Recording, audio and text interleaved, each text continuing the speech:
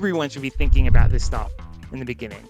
Maybe you're not taking action on it yet, but like think about it at the stage where you're actually starting to commercialize something. If you're investing a ton of money in compute resources, it's probably a good idea to reserve a little bit of resources to just keep a record of what you did.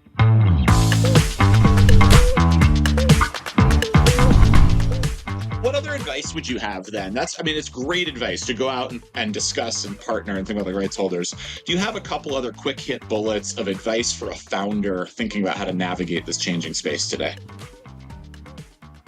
Yeah, so I would say that if you are working with generative AI, and I think that most technology startups, or at least many, are very interested in this, is to think about documenting what you do and being transparent. Don't just a lot of this, a lot of people are doing this come from a research institution, right? Where maybe they didn't do this.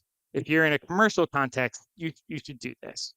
And frankly, this is like where a lot of the regulation is going, especially like the EU AI Act, which is actually law now. It requires that if you are training a generative model, um, you need to keep record of the copyrighted content that was used to train it, and you also need to basically state that you're going to abide by copyright law.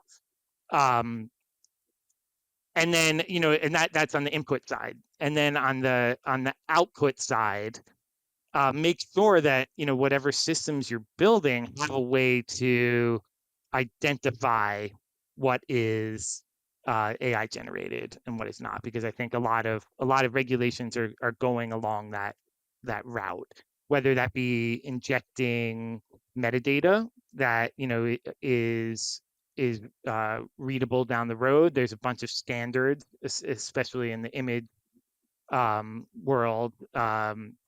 C2PA is a standard that Adobe has been behind, and there's the IPTC standard, which has been the photo standard for years, but they're adding in these transparency metadata fields, which if you're a starter, don't ignore that stuff. Like that can differentiate you from those that do, so that you're serious, so that you are thinking about these things. Because when you go and you're either selling to an enterprise, or maybe you want to be sole or partner, part of their due diligence is going to be like, okay, so how did you train this stuff? And if you can come back and say, this is what we did, this is how we acquired these training sets, and to the extent that they're not authorized, you can say, we think that we have a very good case for fair use here because X, Y, and Z, right? But you can't make that argument if you haven't been transparent and you keep records. So look, when's the right time? So I'm going to be devil's advocate here, and I'm going to say, wow, that sounds like a lot of work, right? And it sounds like a lot of overhead on the process of development and innovation.